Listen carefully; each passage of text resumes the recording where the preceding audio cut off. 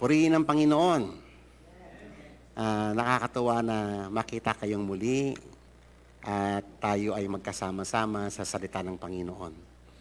Amen. So, ngayon po ay mga estudyante tayong lahat, mag-aaral tayo kasi ang ganda ng ating pag-aaralan at makakatulong ito ng malaki para sa ating lahat. Kaya nga kung kayo ay may mga ballpen, may notebooks, mag-take notes kayo kasi magagamit ninyo ang mga paksa na ating pag-aaralan ngayon. Okay. So,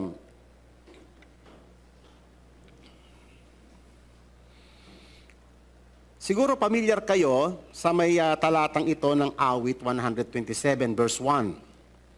It's all about laying a foundation. Ang sabi po ng Psalms 127 verse 1, unless the Lord builds the house, they labor in vain, those who build it.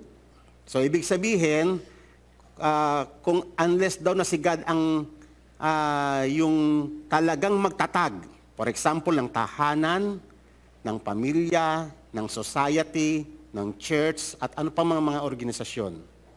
Tayo kasi, mga builders tayo. Okay? Tayo ay mga builders, pero dapat nating ma-recognize na mayroong master builder. At ito yung sinasabi rito. Siguro napansin niyo itong building na to. Yan, ay mga poste. Kayo po ba ay nakakita na kayong lahat, mga young people? Kayo ba ay nakakita na kung paano nilalagay yung foundation ng mga poste na yan? Okay, so huhukayin yan. Ang laki yan eh. Malaki yan. Kung yan yung square ng poste niya, mas malaki pa dyan. Lalatagan nyo ng bakal, semento. Talagang malaki yung foundation. Kasi pag mahina ang foundation niyan at nag-earthquake, bibigay ito lahat. Okay, so napaka-importante ng foundation. Alam nyo ba tayo sa church, wag yung tignan ang church na para bang church ng tao. Iyan ang isang malaking error. Pag ang akala mo, church mo, at nakalimutan mo yung na ito pala ay church ng Panginoon. Tatandaan po natin, whenever we talk about church, it is God's business. Tayo po ay parang mga katuwang lang. Merong master builder talaga ng church at walang iba kundi ang Panginoong Hesus. Amen? Gaya ng sinasabi rito, very familiar kayo sa verse na ito. Ang sabi sa Matthew 16, ang totoong church daw, sabing ganon, sabi niya kay Peter, upon this rock I will build my church. Hindi tayo ang builder ng church, ang Panginoon. Amen? At yung totoong church pala na tinatag ng Panginoon ay hindi kayang gapiin niya ng dyablo. Hindi kayang ma-penetrate siya ng dyablo kasi otherwise, lilitaw na sinungaling si Jesus. And the gates of hell will never prevail against it. Yung totoong church kasi merong church sa tayo lang ng tao. O yung kayang-kayang gapiin ni Satan yun.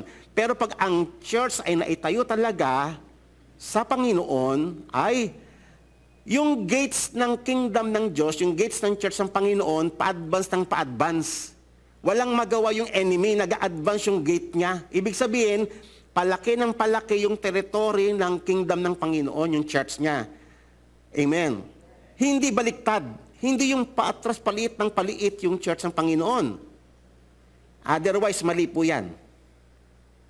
Kayo po ba ay naniniwala dyan sa testimony ng Panginoon? Okay, ito lilinawin ko po ito.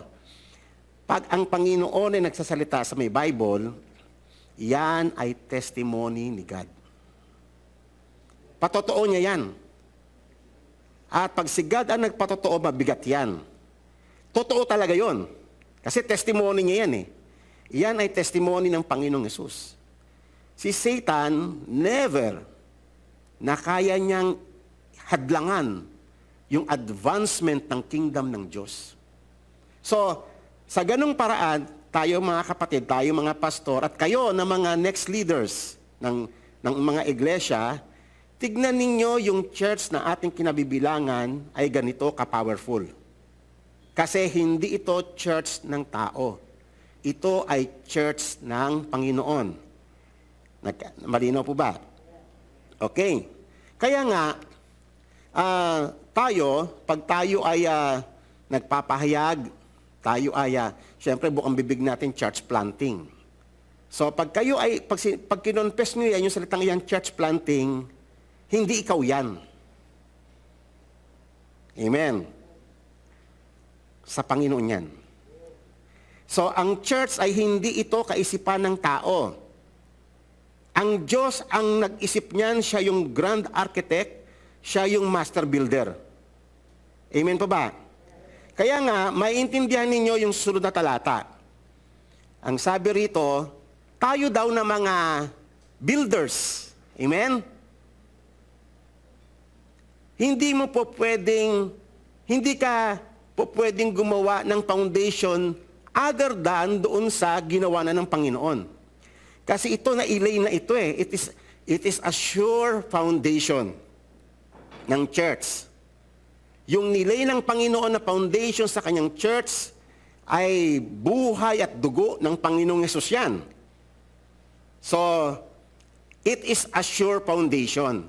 At tayo na mga builders din, tayo na mga nagcha-church planting, ay dyan tayo mag-start. Amen po ba? Dyan pa lang tayo mag-umpisa, kumbaga ito na yung foundation na ginawa ng Panginoong Hesus. Ito na yon, nag-build na siya, dito ka na lang sa ibabaw magsimula. Hindi ka mag-umpisa rito. Nagkakaintindihan tayo? So, kasi, tatandaan ninyo, from the very beginning, it's all God's idea. Yung creation natin, yung creation ng universe, yung establishment ng church, lahat yan ay nasa mind ni God from eternity. Bago pa tayo tinawag ng Panginoon. Okay? Kaya ko to sinasabi, kasi napakaselan, mga kapatid, yung paglilay ng foundation. Baka mamaya, ikaw akala mo, church mo yon, akala mo, tapos nililay mo yung mga programa ng tao. At kapag ganun ang ginawa mo, guguho din yan in the end. Amen. Ayaw nating mawala ng kabuluhan yung ating mga pagpapagal, hindi po ba? Naalala nyo ba, siguro, common ninyong makikita ito. May magulang, isang nanay o isang tatay, talaga namang binigay niya lahat ng magagandang bagay para sa kanyang anak. Sa pangarap na someday, pag nakatapos siya, ay magiging maayos ang buhay niya. Ang isang pagkakamali niya, hindi niya naituro yung salita ng Diyos. Naibigay niya ang lahat ng luho na kailangan niya. Yung ibinigay niya palang luho, yun yung naging sanhi ng destruction niya. Common natin naririnig yan, hindi po ba? Common yan. Kaya nga, bakit? Ano ang pagkakamali ng mga magulang? Nung napariwara na yung anak nila, sabi ng mga magulang, saan kami nagkulang? Common ko naririnig yan eh. Ay, malaki ang pagkukulang. Hindi yung saan ka nagkulang. Nakalimutan mo yung pinaka-importanteng, yung pinaka-basic foundation. Di ba? Na dapat ang anak mo, bata pa lang yan, bago pa yan nagkolehiyo, tinuturuan mo na dapat ang salita ng Diyos yan eh. Nagpupundasyon ka bilang magulang eh. Amen? Huwag mong ipupundasyon yung anak mo sa mga materialism, sa success ng buhay, sa mga pursuits ng happiness.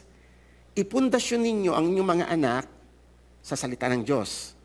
Tama. Ganon din sa church. Ayaw nating ma-prostrate. Amen po ba? Nagpagal tayo eh. Amen? Alam nyo, mahirap maging pastor, nasubukan ko rin yan. Mahirap. Alam ko yung mga nagkikwento kayo. Mahirap talaga. Kahirap, ang dami yung dadaan ng struggle. Kaso mali yung paglay mo ng foundation. Dahil nga mali yung nailay mo, kaisipan pala ng tao, yung tinatawag na humanism. Alam nyo ba yung humanism? Ang humanism is idea of men. Kaisipan ng tao. Hindi natin yun kailangan sa church. ang kailangan mo, yung pinaka-plataforma, yung blueprint ng master builder natin.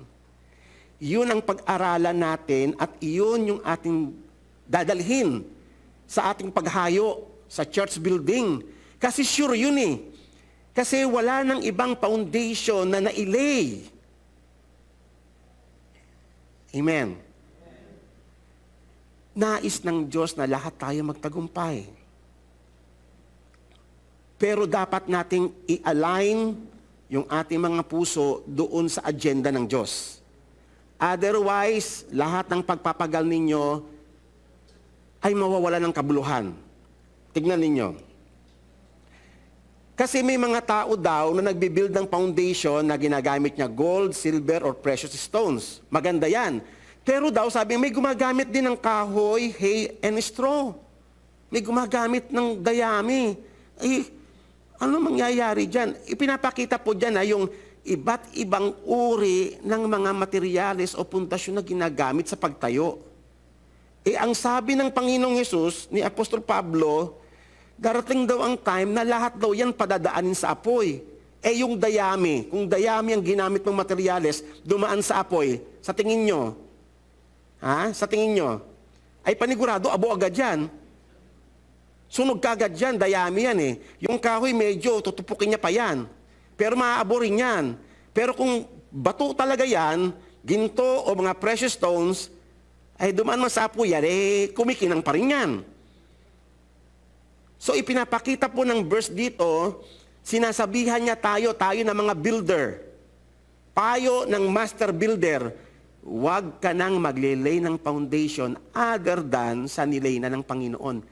It is already laid. Tapos na yun. Amen. Hindi pa tayo pinapanganak. Tapos na yun. Amen.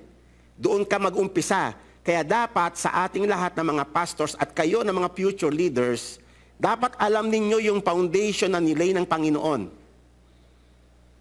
Hindi natin church yung itatatag natin, church ng Panginoon. Take note of that. Kaya, pag yan ang motive mo ganon, maganda. The Lord will support you.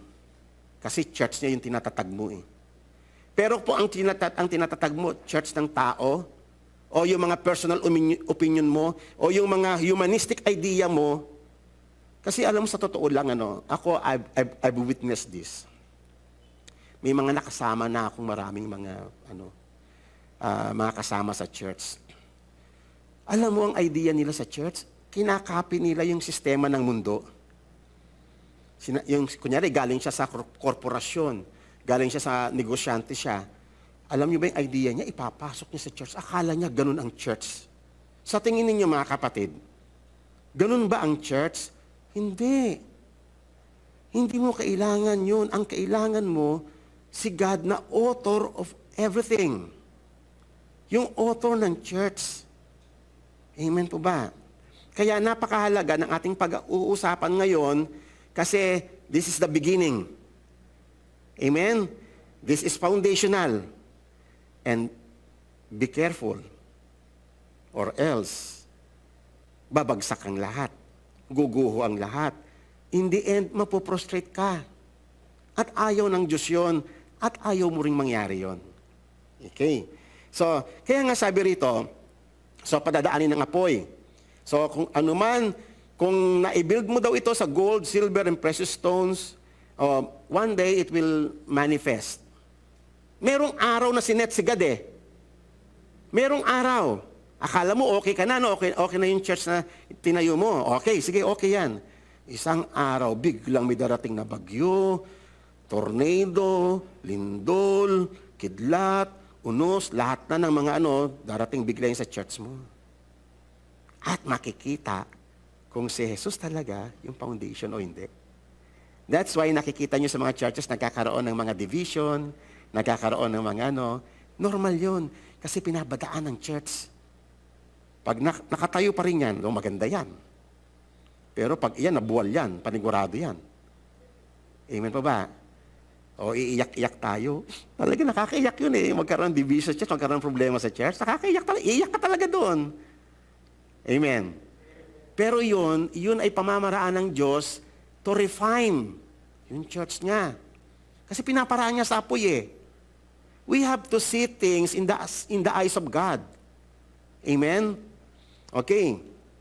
So, kung ang kanyang trabaho, naglay siya ng foundation, ginamit niya yung mga nasusunog na materials, kung maganda ang mga materials na ginamit niya, he will receive a reward. O, dumaan na ang delubyo sa church. Hindi siya natinag. Nakatayo pa rin. Maganda. So, ibig sabihin, founded siya kay God. Maganda. Amen? He will receive a reward. Pero, on the other hand, pag nasunog, itong mga ano niya, sabi niya, he will suffer loss, but he will be, ligtas pa rin siya. Walang kaugnayan. Yung kaya lang, nasunog lahat ng pinagpagalan mo, naging ashes. Ilang taon kang nagpagal doon. Amen po ba? At ayaw ng Diyos na ma-prostrate tayo. At ayaw rin natin na ma-prostrate tayo. So anong gagawin natin? Maging matalino tayo. Okay? Kaya tama yung sabi ng Panginoon sa may Matthew chapter 7. Okay, ito ay siguro ninyong tinuturo ito. Ito ay patungkol sa paglilay ng foundation na sinasabihan tayo ng Panginoon, tayo mismo ang ina-address ng Panginoong Diyos dito. Mag-ingat ka kung anong klaseng foundation ang nililay mo. Baka mamaya sarili mo na lang yan. O baka mamaya yung sarili mong interest at hindi na yung interest ng Panginoon. Alam mo yan, nakakatakot Pag napasukan siya ng ibang interest ang church, pag napasukan siya ng interest ng tao, ay nako, problema yan kapatid. Kaya nga, linawin natin to right from the very beginning. Ang church ay hindi natin ito church. Ito ay church ng Panginoon. Yung interest ng Diyos ang dapat iiral, hindi yung mga interest natin.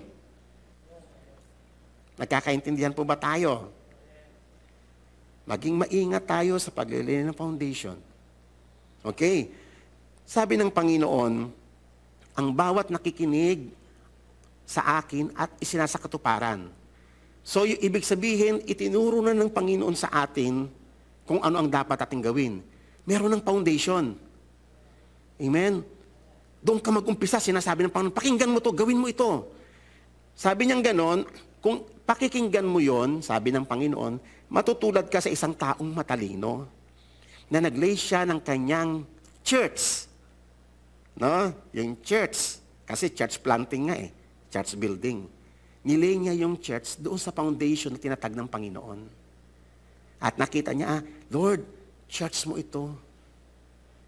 I am not your worthy servant, pero Lord, thank you na ako'y ginamit mo para maihayag ko ang iyong kaluwalhatian. Amen? Church niya yun Siya ang dapat mag-glorify doon, hindi tayo. Amen. Hindi tao ang dapat mag-glorify dyan. Alam niyo ba mga kapatid ito, itong natutunan ko sa Panginoon. Tinawag pala tayo ng Diyos not to glorify ourselves, but to glorify Him. Amen. And then, hayaan mo si God ang mag-glorify sa'yo. Programa ni God yun, i-glorify niya rin tayo kasi iyan ang buong kwento ng Bible I-glorify niya rin tayo. Pero huwag mo unahan si God. Huwag ikaw ang magtataas ng iyong sarili. Huwag ikaw ang mag-glorify. Let God glorifies you. Amen? Ang gawin mo ngayon, i-glorify mo si God. Amen? Sa anumang binibuild natin, itong mga church na pinapaalagaan sa atin ng Panginoon, alagaan natin na talagang sa Kanya tayo nakatingin. The author and the perfecter of faith. Okay? So ngayon, sinabi na ng Panginoon sa kanyang parable, darating ang time. Magpapadala siya ng bagyo, ulan, darating yung baha sa church, ibabayuhin ng mga malalakas na hangin ng church, at sabi niyang ganon, pag hindi ito bumagsak, ibig sabihin, this is founded upon the rock.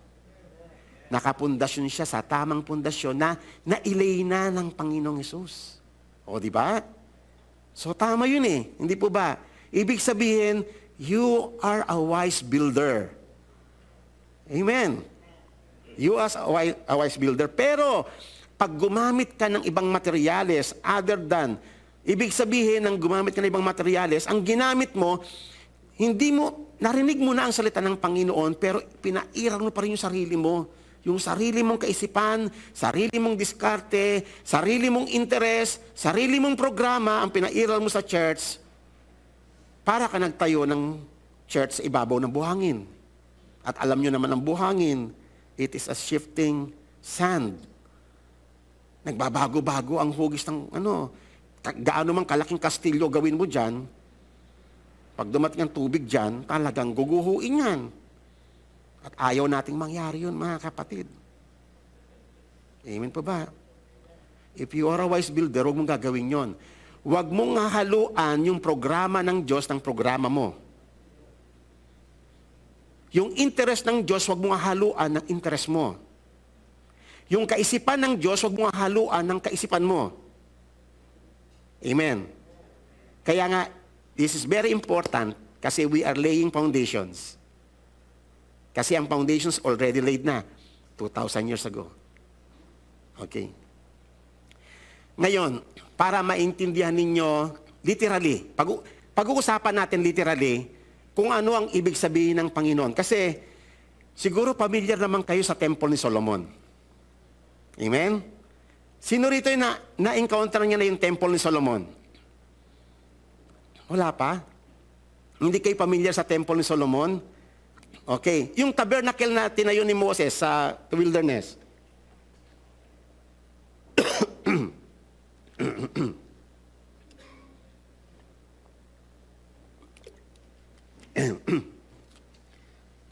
Okay.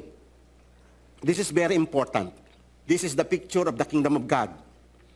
This is the picture of the church. Kaya be careful, ha?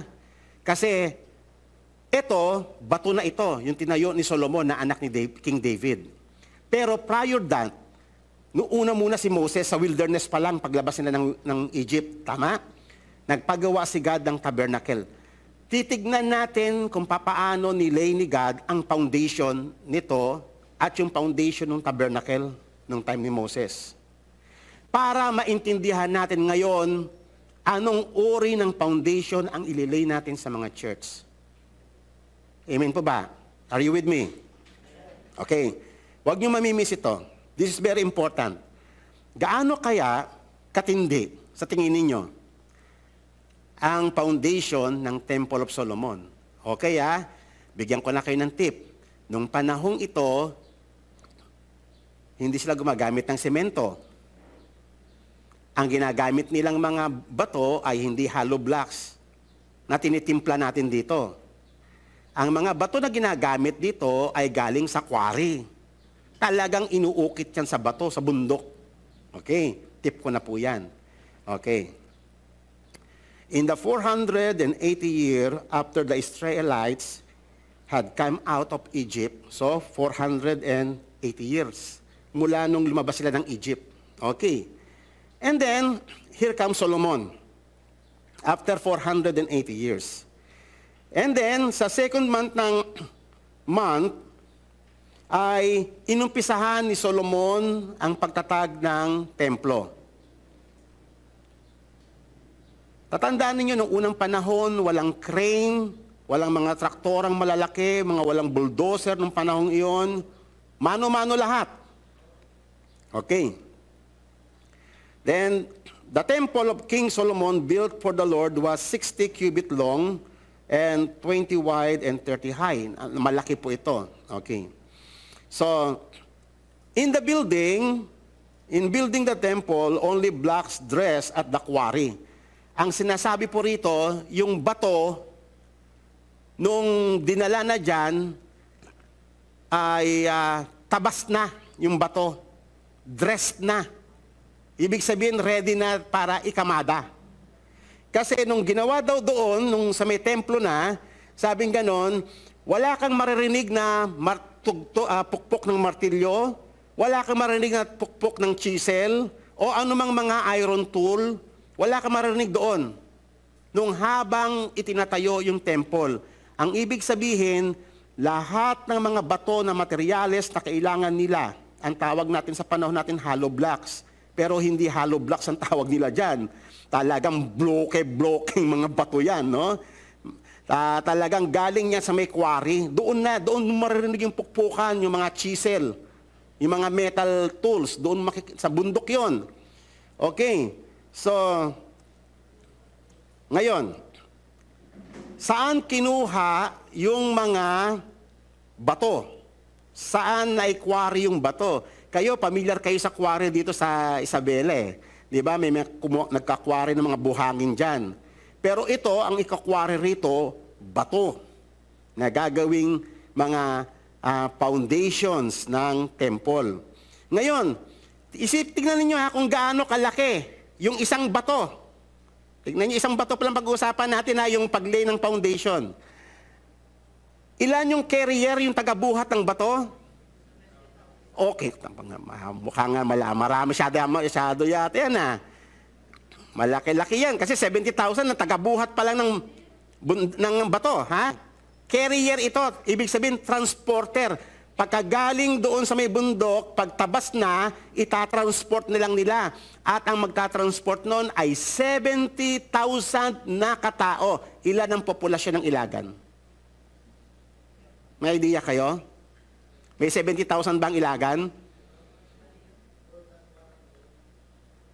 More than Pastor? 100, okay. May mga bata pa yon, may matanda. Eto, puro mga to. Kasi hindi man pwede magbuhat yung mga bata, mga babae, tsaka Ito yung mga kalalakihan. Okay. Tapos ngayon, ang stone cutters ay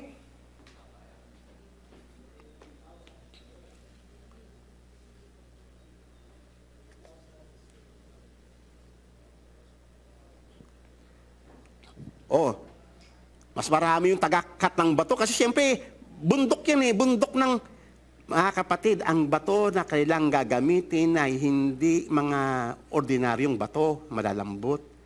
Ito ay pagkakatigas ng bato ito. Gagamitin itong foundation ng temple Isipin mo yan kung gaano kahirap yan. Kayo ba'y nasubukan nyo magpiko? Maggabyon? Magpala ako, nasubukan ko rin, papaltos talaga kamay mo yan pa kaya, bato yan. Di ba, nasubukan nyo yan, may mga mason tayo mga kapatid dito. Yung magtiktika ngalan ng talsik ang kasama tayo, nakakatakot na yan mga bato yan, Minsan, pag medyo, tamaan pa yung kamay mo, ang sakit nun. Di ba? Isipin mo yan,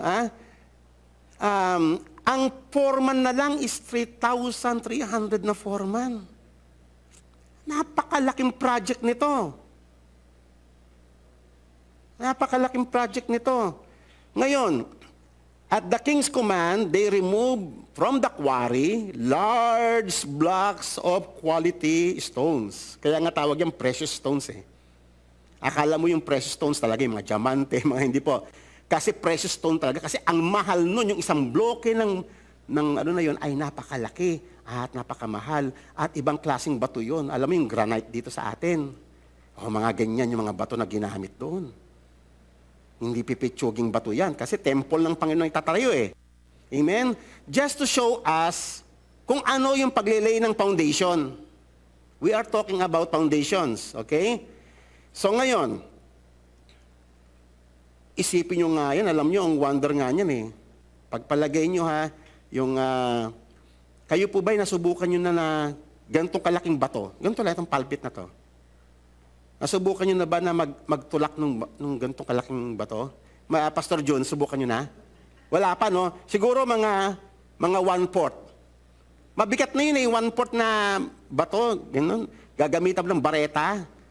Kahirap talaga, halos mabali-bali ang mo yan Ilan na kayo nagaganon Tapos papadaos-dusin nyo sa mga kahoy, yung bato. Kahirap na subukan ko yun Ilang kami yung takip nga lang ng kanal namin ang hirap na Dalawa na kami, kalit-lit lang na yun. Ito, we are talking of huge stones. At mga kapatid, galing pa ng bundok ito Hindi po to galing sa patag na lugar. Galing po to sa bundok. Isipin mo, napakadelikado nun yung pagdaos-dos nun. Paano? Iniisip ko kasi hindi, mahirap na kontrolin yun. Mahirap na kontrolin yun. Malalaking mga bato ito eh. Yung ganito lang kalaki na bato, pagpalagay natin ha.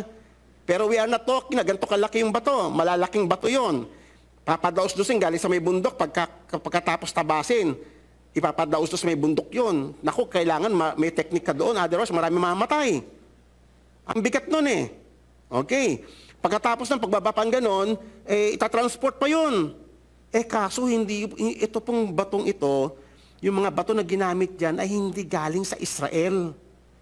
Galing pa sa may karatig na bansa, yung Lebanon. Kung nakita niyo yung mamaya, may mapa ko. Nasa taas yung Lebanon, tapos ito yung Israel. Galing pa doon sa bundok nila.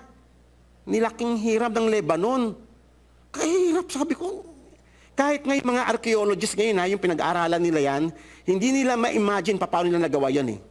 It is one of the wonders. Paano nila nagawa yan. Okay. Siguro, lahat kayo napapatulala kayo, no? Nakakapatulala talaga. Akala nyo, ganun-ganun ng Bible, kaya parang babasa ka ng Bible, pag hindi mo inanalyze yan, akala mo boring, pero ang ganda-ganda pag-aralan yan. Okay. So, inabot si Solomon ng 7 years para matapos yung, templo. Napakagandang templo. Malaking templo yan, mga kapatid. Puro bato yan, walang semento yan. Walang bakal yan. At ang tagal, ilang daang-daang taon ang inaano niyan, ang existence niyan. Hindi katulad ng mga building. Alam niyo ba yung mga building natin dito, kahit sa Makati, ang life lang niyan is 50 years lang. Sa depreciation niya. 50 years. Kung mapapatagal mo pa yan ng mga 70 years, okay na, tapos gigibain na yan. Ito, we are talking of hundreds of years. Kahit na, alam mo naman, may mga lindol, di ba? Hindi basta-basta ginuguho ng lindol yung mga yan. Unless na talagang sadyain na guguhuin yan. Kaya nga, so, mula kay Solomon, nagawa yung templo. Tapos, ang nakakalungkot kasi sa kwento ng dynasty ng Judah, ay ang daming mga wicked kings. So, may mga righteous kings, katulad nila Josiah, di ba? Marami rin mga righteous kings, pero maraming wicked. Kaya bandang huli, ito si King Jeconiah, Jehoiakim. Wicked yan eh. Yung sulat ng Panginoon kay Jeremiah, punit niya, sinusunog niya. Oh. Salbahe yan eh. Kaya kita mo yan yung time ni Nebuchadnezzar, siya yung dinala na doon. And then, inend na ni God yung dynasty. Okay? And nung time na yon, nung inend na yung dynasty ng mga kings of Judah, kasama yung pagguho, hindi lamang nung templo, kundi buong city, buong Jerusalem, pinaguho na. Para sa mga young people, gaano kahalaga yung temple? Ang temple, iyan tinatawag nila na ang Diyos ay nananahan sa piling ng tao. Amen? Yung tabernacle kasi noon, nung sila nasa wilderness, kaya yun pinagawa dahil nais ng Diyos na manahan siya kapiling ang mga tao. Okay? Picture po yan ng Kingdom of God. Picture po yan ng church ngayon. Okay? So, kapiling natin ang Panginoon ngayon. Okay? So, ngayon, pinawasak ng Panginoon dahil sa kanilang perpetual backsliding. Sa kanilang patuloy ng pagkakasala. And then, nung time nila Nehemiah at nila Ezra, siguro nabasa na naman ninyo yung mga account na yan, ni-rebuild after 70 years, ayon sa propesya kay Jeremiah, tatapusin yung 70 years at makakabalik na sila. Okay, so nakabalik nga sila sa tulong ni King Cyrus. Naibalik sila Nehemiah, sila Ezra, ni-rebuild uli nila yung temple. Okay, tatandaan ninyo, ang ginuho lang naman, yung itaas eh, pero yung ibaba, hindi man naguho. Kasi mahirap ng bungkalin yung sa ilalim, malalaki mga bato yan eh. So yung mga itaas na lang mga ginuho. Okay. Tapos noon, nagtagal din yung kaila Ezra, naging wicked na naman sila. Kaya and then finally, alam niyo yung time ni Jesus, di ba? Yung pag-visit pala ni Jesus, malapit na palang guhuin yung temple na yon. O yung tinatawag nila nung time nila na Temple of Herod. Kasi ni-remodel ni Herod yun eh. So, finally, nung 70 AD, it was finally destroyed by the Romans. Okay? So doon talagang ano na. Biro mo ilang empire ang gumuho niyan. Una, Babylonians. Tapos nirebuild nila Nehemiah, nila Ezra. Tapos ni-remodel ni King Herod. Tapos nung 70 AD, finally, sinunog uli ng mga Romans. Isipin nyo, ang daming lindol, ang daming mga destruction na inabot niyan. Ano na kaya nangyari doon sa mga foundations? We are talking sa foundations. Okay? Ano kaya nangyari sa mga foundations? Gaano kaya ang idea ninyo kalalaki mga bato niyan? Okay. Ito po yung present time. Yan na lang po yung natira doon sa nakita niyong picture kayo ng temple. Ito na lang po yung tinatawag na Western Wall. Yung mga Hudyo ngayon, ay diyan na lang sila sumasamba sa wall. Sa wall. Isang piraso ng Western Wall na lang ang natira. Ang laki niyan, ang laking Western Wall, ang haba niyan. Isang span na lang, yan na lang po yung natira. Pero ni-rebuild pa yan, kasi kita niyo yung mga bato, paliit na. Pero noon, malalaki yan kasi nung time nila Nehemiah, tinabas-tabas uli nila ibang mga bato para mailay uli. Kaya palit, pero ang lalaki niya sa ibaba. Kung mga malalaki pa yan nandiyan, nakikita ninyo, mas malalaki na sa ilalim niyan. Okay.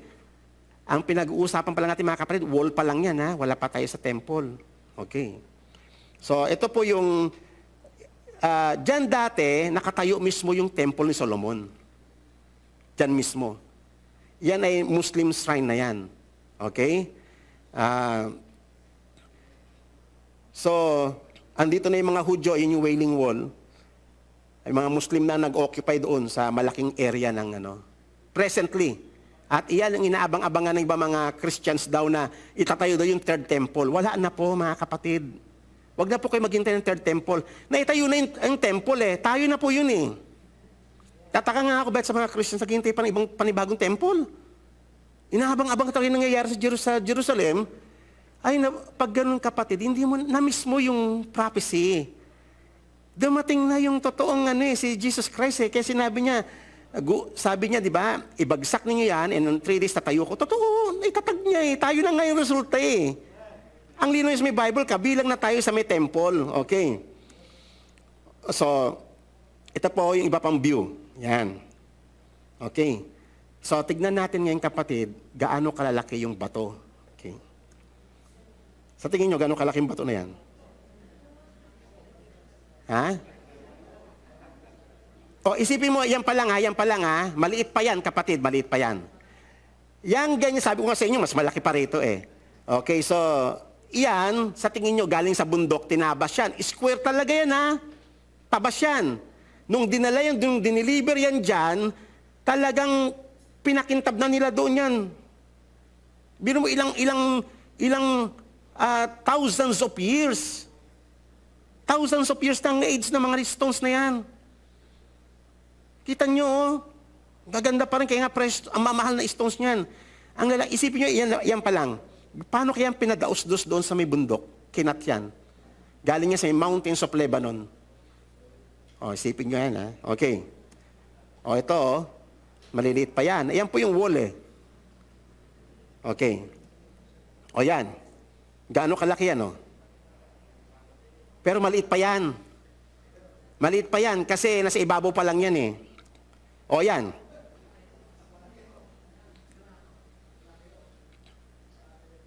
O isipin mo yan, papaano kaya yan na-transport? Papaano yan Kaya nga, no wonder yung 80,000 na stone cutters at saka 70,000 na transporters, kulang pa kung tutuusin yun kasi mano-mano sila that time. Wala silang mga yung mga tools na mga electric tools natin ngayon. Wala silang ganun. Tsaka itong malalaking mga bibigay yung mga electronics mo dyan. Okay. Yan po yung malalaking mga bato yan. Mga higante po yan ng mga bato. Okay, punta na po tayo sa loob. Sa ilalim. Kasi nasa ibabaw pa lang yan. So, di ba, kung malalaki yung bato na sa ibabaw, mas malalaki yung sa ilalim. Okay? Mga kapatid, ang ipapakita ko sa inyo, wall pa lang ha, wall. Wala pa talaga tayo sa may templo mismo. Yan. Nakita niyo yung measurement, mineasure yan, no? 12.5 meters. Ayan, 3.5 meters. Ito, sinukat namin yan eh. Kasi meron pang mas mahaba dyan. Yung 12.5 meters, ayan, mula rito hanggang dyan sa may kay Pastor Arman. Yan ang 12.5 meters. Tapos, meron pa yung mas mahaba, yung 13.6 hanggang doon sa may pader. Hanggang dito, hanggang dyan, hanggang dito. Gaano kataas? Hanggang doon sa may bubong. Hindi lang sa may bubong, lagpas pa doon yung pinaka-tuktok namin. Mula dito, dyan sa may floor, hanggang doon. Isang blocking bato pa lang yon. Oo. Di ba nakakalula? It is, para bang kahirap, even yung mga archaeologists ngayon, hirap silang i-analyze, paano nila na-transport yan. Yan, sa ilalim yan, ng wall. Yan. Lalaki niyan. Yan yung 13.6 meters long. Okay. Kaya nga, ngayon, maintindihan ninyo to. Nung sinabi ng Isaiah, "See, I lay in Zion a tested stone." Kasi tayo mga kapatid, pag binabasa mo kasi ngayon ng Bible, para bang, kasi binabasa na lang natin sa panahon natin ngayon, we have no idea kung ano talaga yung sinasabi. When the Bible speaks na tested, what is your idea? Iyan tested dyan ng lahat ng lindo, lahat ng destruction. Kaya nga sabi rito, a precious cornerstone, a sure foundation. Ilang lindol na inabot niyan, hindi yan nagka-crack. Hindi yan namumove. Ay, ang laki ba naman? Isipin mo yan, oh. Ganun kalaki. Isipin mo, ilagay mo sa literal sa mind mo, yan, pag for example, yan yung foundation na nilay ni Christ. For example lang, literally. So, ibig sabihin, doon ka palang mag-start. Huwag ka nang gagawa ng sarili mo. Amen. Hindi mo kayang tumbasan yung ginawa ng Panginoong Yesus. There's no other foundation which is being laid. Kaya nga sabi rito, a precious cornerstone, a sure foundation, so that the one who believes will never be... O yan. Okay. Here comes yung mga tao na tuturuan mo. Kapag naituro mo talaga yung salita ng Panginoon, na i-build mo talaga si Christ sa buhay ng mga dinidisciples natin, dadaan din sila sa mga unos Dadaan din sila sa mga pagsubok ng buhay, mga dilubyo. Pero ang sabi, dahil kung sila ay naipundasyon mo, kapatid, bilang pastor ng takapagturo, naipundasyon mo sila sa tama, they will never be shaken. Bukang bibig ngayon sa panahon ngayon, ang mga tao may maraming pinagdadaanan. Yes, talagang sinishake talaga ni God. Alam nyo ba, sinabi yan ni God sa may Hebrews, once again, I will shake. Not only the heavens, but also the earth.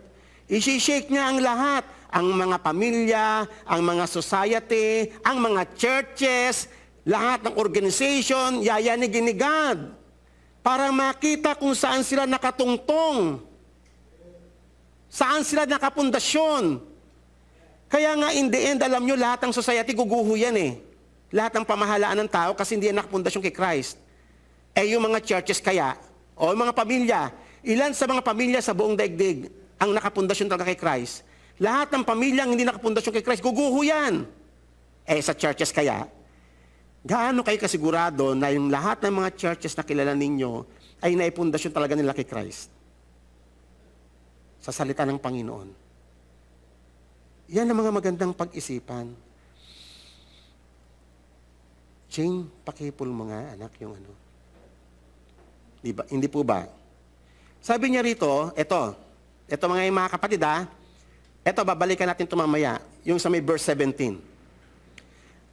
Paano mo ngayon masasabi, kapatid, ikaw pastor, paano masasabi na tama yung pundasyon na nailay mo sa church na kinabibilangan mo? Siyempre, meron kang dapat na standard. Hindi po pwede sabihin mo na, hindi ako, basta tama yung tuturo ko. O, what is your, standard? Naiintindihan niyo ba ako? Paano mo nasabi na tama yung nailay mong foundation?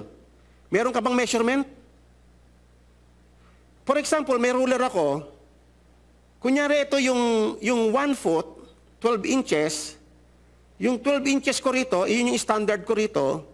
Dapat pagdating ko sa Europe, pagdating ko ng Amerika, pagdating ko ng Saudi Arabia, pagdating ko ng China, pagdating ko around the world, yung pare-parehas kami ng 1 foot. Tama po ba? Hindi po pwede yung 1 foot ko rito sa kanila, 10 inches lang. O yung iba, 15 inches. Kaya nga standard Amen. Merong standard na measurement si God. Kaya nga sa may Bible, makakita ka, ayaw ni God yung mga madayang timbangan. Kasi si God may sarili siyang timbangan. Magbasa kayo ng temple, kaila Moses. May timbangan siya, tinitimbang pati yung mga pera. Hindi natin madadaya si God. Kaya nga ang tawag ni God sa mga mandadaya, mga salamangkero, minamagic nila yung church. Gumagamit sila ng ibang mga timbangan. Alam nyo ba, sa may Bible, sa Ezekiel, madalas nyo makita sinusukat ni God, yung church. Ay, dyan po tayo mag-ingat. Yung apo nga ni Nebuchadnezzar tinimbang ka, ngunit kulang mene, tekel, oprasin. May measurement si God, tinitimbang niya lahat tayo. Baka mamaya akala mo lang, ang palagay mo sa sarili mo, okay ka, yung pala sa tinimbangan ng Panginoon, kapos ka pala. Amen po ba? Kaya nga be careful. Mag-ingat tayo sa paglilay ng foundation. At bago masabi na tama yung foundation mo, what is your measurement? Tinimbang mo ba ang sarili mo sa Panginoon? O baka ikaw lang nagtitimbang sa sarili mo? Amen. Hindi po ba maganda yung nag-iisip tayo ng ganun? Kasi bakit? Kasi sabi ng Panginoon sa may verse 17, I will make justice the measuring line and righteousness the level. Yan yung ating pagtutuunan mamaya. Babalikan po natin yan mamaya. Okay? Sana matapos natin itong this morning. Kasi magtutuon tayo dyan. Kasi iyan yung measurement Yan yung measurement ng Panginoon. Measurement yan ng langit. Hindi yan assessment ng tao. Kasi ganito mga kapatid take note. Ang tao ay may sariling version ng justice. May sarili siyang version ng righteousness. Amen po ba? Kaya be careful.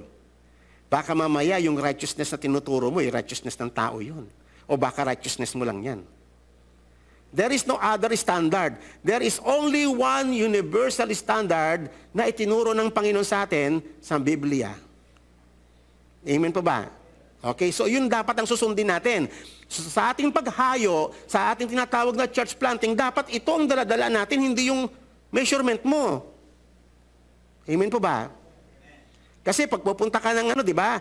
O, kunyari, karpentero ka, may magpapagawa sa'yo ng bahay, may dala kang metro. O, situate yung metro mo, talagang iyan yung metro around the world. Standard dapat yan. Baka mamaya iba yung metro mo. Baka ikaw lang gumawa ng metro mo.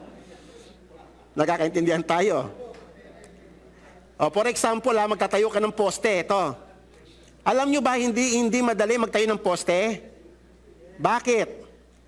Kasi, kunyari kung wala kang tool, pagtayo ng poste, sisipatin mo lang. Oh, pantay na yan. Pwede bang ganon? Hindi po pwede. Paano pag napunta ka ng Baguio? Puro bundok yon. Hindi po pwede sipat doon.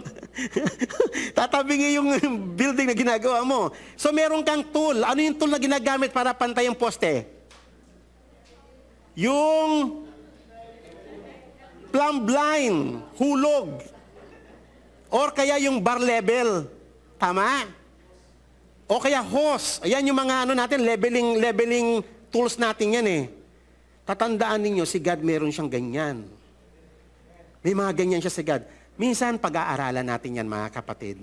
Parang sa ganon, mailagay mo yung sarili mo talaga doon sa sinasabi ng Panginoon. Kasi very, very crucial itong pinag-uusapan natin eh. Amen. Nakikita nyo yung significance? Okay. So punta muna tayo bago natin babalikan yun mamaya. Babalikan natin yun mamaya, yung measuring line ng Panginoon. But for now, tignan naman natin yung foundation ng tabernacle. Kasi mas nauna ito, mas panahon pa ito ni Moses eh. 500 years ago, nung inilabas sila ng Egypt, ito muna yung house na pinagawa ni God para makapiling niya yung kanyang bayan. Amen? Yung nakikita yung structure doon, that is yung pinaka-sanctuary mismo. At yung nakikita nyong usok doon, hindi po nagsisiga yan, iyan po yung presensya ng Panginoon, tinatawag lang Shekinah glory. That is the glory of God. Okay, so may pension, kaya may pension, ay hindi yan pwede pumasok kung sino-sino dyan. Restricted lang po pwedeng pumasok dyan. Ang mga tao, ang mga kampo ng Israel ay naka-deploy sila, tagtatatlong tribe, north, east, southwest. Minsan pag-uusapan natin yan, gusto nyo ba? Ang gagandang topic niyan. Ang gagandang topic yan. Magagamit nyo talaga sa pagtuturo yan, mga kapatid.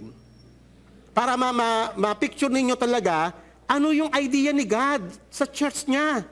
Hindi ito idea ng tao. Okay. Ito po yung loob. Ito po yung pinaka-sanctuary. Okay. Yung pinaka-sanctuary ay divided into two. Ito po yung dito yung holy place. Ito po. Kung nasaan nandoon yung golden table, yung golden altar, at saka yung golden lampstand.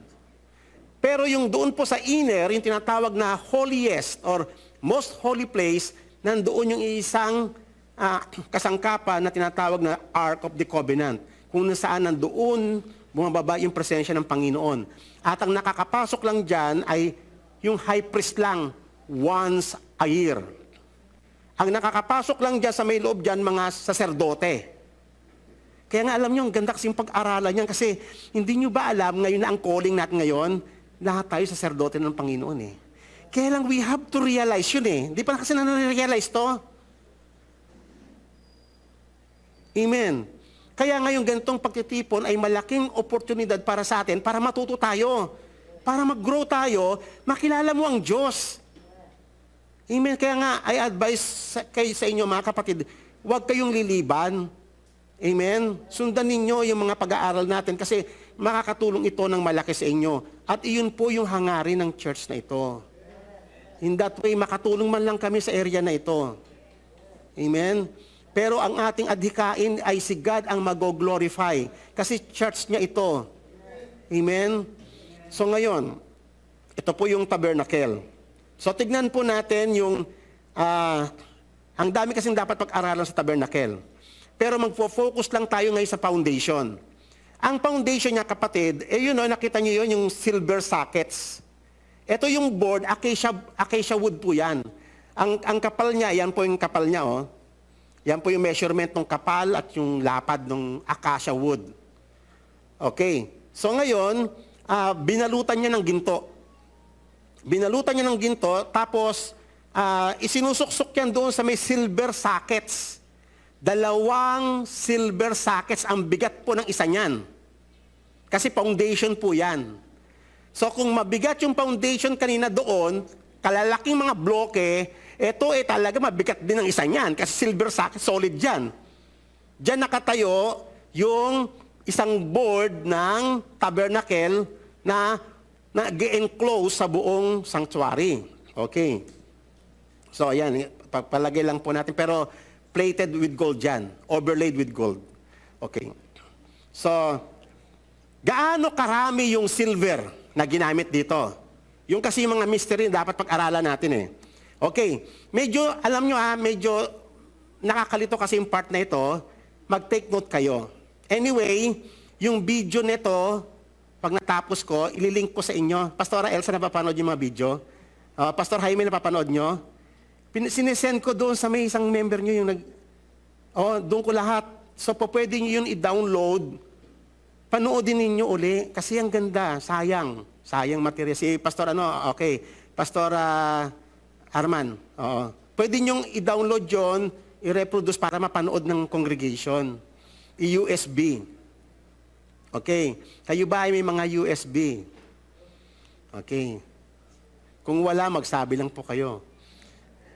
Okay, so ganito po ang pagkaka-layout ng mga boards sa south, north, west. Kasi dito sa east, harapan, wala pang board yan kasi gate po yan eh. So curtain lang po yan, tsaka pillars. So, yun po, 20 boards sa south, 20 boards sa north, 8 boards sa west, doon sa dulo. Ngayon, kada isang board kasi nakatungtong sa dalawang silver sockets. Yun yung foundation niya, yung silver sockets. So, times 2 lagi, di ba? 20 boards, 40 silver sockets. So, yun. Kung 8 boards, 18 silver sockets. So, ilan lahat yung sockets, yung pinaka-foundation? 96 silver sockets. Plus, nakita niyo po yung sa may partition ng most holy place, yung may pillars doon. May yung foundation niya na tinatayuan, silver sockets din. So, 4 na silver sockets yun kasi 4 na pillars yun. So, ang total lahat niyan ay 100 silver sockets. So, ang una nating tanungin dyan, saan nanggaling yung ganong karaming silver? Mga kapatid, nasa po sila, nasa wilderness po sila. Wala po sila sa city para makakuha ng mga resources na pangpaggawa ng tabernacle. Saan galing, alam nyo ba? Si God din nag-provide. Ito kapatid, ang maganda eh. Alam nyo mga kapatid, totoo na mahirap ang church planting. Amen. Gaya ng patotoo ni Pastor Arman, mahirap talaga. Naiintindihan ko yon. At exactly alam ng Diyos yon. Pero mga kapatid, ikaw, pag humayo ka, hindi ikaw yan eh. Hindi lang ikaw yan. Dapat mong maintindihan, kasama mo ang Panginoon. Bakit? Kasi church ng Panginoon yung itatatag mo eh. Ikaw, ilagay mo ang sarili mo na para kang sundalo na sinugo ni God doon sa area na yon. Okay, alam niyo naman siguro yung kwento ng sundalo, hindi po ba? Ang sundalo, pag pinasugo yan, kunyari yung army natin dito, ay papadala sa Mindanao. O sige, pumunta kayo sa Mindanao ha. Bahala kayo sa transportation nyo. Bahala kayo sa mga armas ninyo. Bumili kayo ng sarili nyong boots. Bahala kayo sa mga sarili nyong basan doon. Makipaglabang kayo doon. Ganun ba ang sundalo? O ngayon, ilagay mo yan sa sarili mo, kapatid. Dapat mo kasi makita na kasama mo ang Panginoon eh, para hindi ka mag-self-pity. Kasi pag hindi mo nakita si God, akala mo ikaw lang sarili mo. That's a problem. Hindi mo talaga naintindihan yung commission ng Diyos. Sige din nag-commission sa iyo. Ano ang sabi ng Panginoon? Sige, humayo kayo hanggang sa remote place at ako ay kasama nyo. Amen. So dapat yun mga kapatid, paghayo mo, nasa isip mo yun. Amen pa ba? Hindi lang ikaw mag-isa. So, ibig sabihin, si God na nagsugo sa iyo ang magsusupply ng lahat ng pangangailangan mo. Amen po ba? Amen. Okay, exactly ganito ito. Isipin nyo, alam nyo ba yung materials na ginamit dito? Nasa wilderness po sila, ha? Nasa wilderness. Saan sila kumuha ng sandamakmak na ginto na pinangbalot dyan? Puro ginto po yan. Yung acacia wood, ito po, ay acacia wood overlaid with gold. Ang aming toneladang ginto. Yung ano nga lang, yung alam niyo, yung golden lampstand. Solid po na gold yun. Ilang tonelada, ang bigat po nun eh, na ginto. Puro ginto po lahat ng kasangkapan dyan, yung mga bronze and silver. Saan galing lahat yun? Plus yung mga ornaments na mga precious stones, saan galing yun? Si God din na nag-provide. Okay, ganito po, bibigyan ko lang po kayo ng brief na summary. Galing po sila sa slavery. 480 years silang slave sa Egypt. Alam niyo naman ang buhay ng slave. Ang slave, wala kang property, wala kang rights of your own, wala ka lahat. Amen? So ngayon, nung time na pinalaya siya ng Panginoon, alam niyo ba ang sinabi ng Panginoon? On the day, nalalaya na sila nung gabi. Ang sabi ng Panginoon ganito, binigyan ko kayo ng favor sa harapan ng mga Egyptians. Hingiin nyo ang lahat ng articles na gusto ninyo at ibibigay nila sa inyo. Humingi sila ng lahat ng mga ginto, mga bronze, lahat ng alahas, lahat ng mga hiningi nila lahat. Tuwang-tuwa sila kasi slave nga sila eh. Wala silang ganun. Siguro nga yung mga babae, ang una-unang hiling kasi nakikita nila mga Egyptian, gaganda eh. Talaga namang naka-parlor, talagang gaganda. Alam mo yung mirror nila, hindi pa salamin eh, yung bronze mirror, yung pinalis talaga na kikita mo sa rin. Siyempre, kung ikaw, kunyari, slave kang dalaga, sana magkaroon din ako noon. Di ba ang babae, yan ang kayamanan niya, salamin? Kung maaari nga lang, may salamin na sa lahat ng pupuntahan niya eh. Sa bahay niya, sa jeep, sa bus, may salamin. May nakatingin sa may salamin yan eh. Iyon yung pinakayamanan ng babae. Amen po ba? Mga dalaga, okay lang po ba yon? No offense ha. Sinasabi ko lang po yung katotohanan. Huwag kayong mag-alala, hindi lang kayo yan. Lahat ng kababaihan, ganyan po. Talagang kayamanan nilang mirror. Imagine naman nung time na yon, nung time nila. Okay? So ang una siguro hiningi ng mga babae, yung bronze mirror ng mga Egyptians, akin na lang yan. Binigay naman sa kanila. Umalis sila ng Egypt na mga bilyonaryo sila. Lahat ng hingi, sabi ng Panginoon, hingiin mo, lahat ng bibigay nila. Ang yaman nila. Kaya nung nasa may Mount Sinai, sabi ni God, magpapatayo ko ng sanktuaryo, ng tabernacle. Lahat ng mga willing na mag-contribute, ay magbigay. Ang daming willing, nagbigayan sila. Nag-uumapaw yung mga ginto, nag-uumapaw. Galing yun doon sa Egyptians. Kaino galing yun? Si God din ang nagbigay ng ability sa kanila. Ilagay mo ngayon yan, kapatid, sa iyong sarili sa church planting. Hindi ba si God ang magsusupply sa iyo ng lahat pangangailangan mo? Itama mo lang ang iyong theology. Itama mo lang ang iyong isip, ang iyong konsepto tungkol sa idea ng church. Ang church ay hindi natin ito business. Business ito ng Panginoon. Yung interest ng Diyos at tayo ay workers of the vineyard lang tayo. Di ba mas maganda na ilagay mo sarili mo sa ganon? Okay, tuloy na po natin ha. Medyo nakakalito na po ito. Okay. So doon po galing yung silver. Okay. And then, alam nyo ba ang isang kakaiba? Kasi tatandaan nyo, pag pinag-iusapan natin ang bayang Israel, we are talking of different culture, far different sa atin. Kahapon yung topic namin talagang magugulat ka. Ang layo-layo sa kultura natin. Yung levirate marriage, o yung mga kostumbre doon sa Israel, ang layo-layo talaga. So isa ito, sa kanila, dito kasi pag nag-apply ka ng army, yung army magpapasweldo sa'yo. Yung pa-register ka lang, papasa ka sa qualification nila sa physical exam.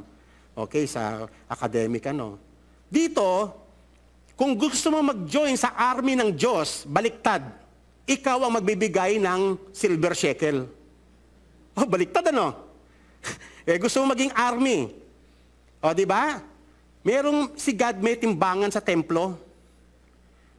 Ni-require niya ang lahat ng lalaki na 20 years old and above ay pwedeng magpalista, magpa-enlist as army of God. The army of Israel. Pero, iisa lang ang qualification. Dalawa lang. 20 years old and above. Hindi ka bata, hindi ka matanda. At magbabayad ka ng half a shekel silver. Kumbaga sa yung coins natin, siguro, kasi yung pera natin, copper na lang yata yan tinubog na lang yan sa parang stainless yata o chrome. Pero sa kanila, silver. Okay. Magbabayad ang isa. Ang nagpatala ay 603,550 ang nagpatala na army. So lahat yan, nagbayad yan ng half a shekel na silver. Tinitimbang pa yan ng kaya sabi siya, may timbangan si God Tinitimbang niya, isa-isa yan. Hindi po pwede, kulang tong kulang sa timbang. Babalik sa'yo yun, hindi ka po pwedeng pa-army. Amen. So, ang galing ng Panginoon, hindi po ba? Okay, lahat measured kay God. So ngayon, para maging buo kasi half a shekel yan para maging isang buong shekel siya, so yung 603,000 ay i-divide mo into 2 para maging isang buong silver shekel. So, ang buong silver shekels ay 301,775. So, lahat ng silver na yan yung mga silver na ginamit sa lahat doon, mula sa mga silver sockets ng board hanggang sa, kasi marami pa pinaggamitan, alam mo yung mga sabitan ng mga ng mga kortina, sabitan ng mga tent, at lahat ng mga iba pang doon, yung top ng yung poste kasi ng ng tabernacle, pati yon overlaid with gold, yung mga tuktok nila, ang daming silver. Ang daming pinaggamitan ng silver. So ngayon, tatandaan nyo yan kasi nakakalito po ito mga kapatid. 301,775. Kita nyo yung wonder. Alam nyo ba mga kapatid, may mga part kasi ng Bible na ayaw basahin ng mga Kristiyano eh. Sabi niya boring. Lalo yung mga census, yung talaan ng mga pangalan, tapos yung mga measurement ng tabernacle, yung mga puro numbers. Yung genealogy nga, di natin binabasa yan eh. Pero alam niyo ba yung topic namin yung Sunday? Genealogy, pero makita niyo yung wonder. Ang ganda. Actually, doon sa mga tinatawag nating boring, andun yung mga mysteries ng Bible. Ang gaganda. Katulad dito, it seems boring yan pag binasa nyo. Okay. So punta na po tayo mga kapatid. Unti-untiin ko para magkaintindihan tayo.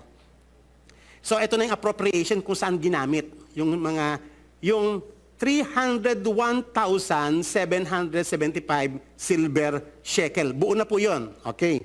Mula sa 600 na mga nagpatala. Okay. So dinivide. So yung 301,775 shekels, dinivide ng Panginoon. 300 at saka 1,775. Dinivide ng Panginoon paggagamitan. Etong 300 na to, yan ay ginamit sa silver sockets. Yung 1,775, yun ginamit sa mga chapiters, sa mga hooks, lahat doon sa may iba pang kailangan, other than sa silver sockets. Okay. Ito po yung verse sa may Exodus 38. The silver of those of the congregation who were numbered was 100 talents and 175 shekels. Okay, nagkaroon ng conversion. Kumbaga sa from metric, from English to metric. Parang ganon, di ba? Alam niyo English, di ba? Magkaiba na yun eh. Yung inch, yung yard, at saka sa meter, centimeter, di ba? Millimeter, iba yun eh. Ito, inches, parang ganon. From shekels, kinonvert, yung 300,000 shekels, okay, kinonvert sa 100 talents. Okay. According to the shekels of the sanctuary, a beka a head, that is a half a shekel, according to the shekel of the sanctuary, for each one who passed over to those who were numbered from 20 years old and upward for 650 men. Bear with me, medyo nakakaano talaga ito, lalo't pag hindi kayo ganun sanay sa pag-ano ng Bible. Okay. The 100 talents, yun, yung 300,000 na shekels. The 100 talents of silver were for casting the sockets of the sanctuary and the sockets of the veil. So 100 lahat yun. Kaya na yung sa may summary kong pinakita. Okay, 100 sockets for the 100 talents.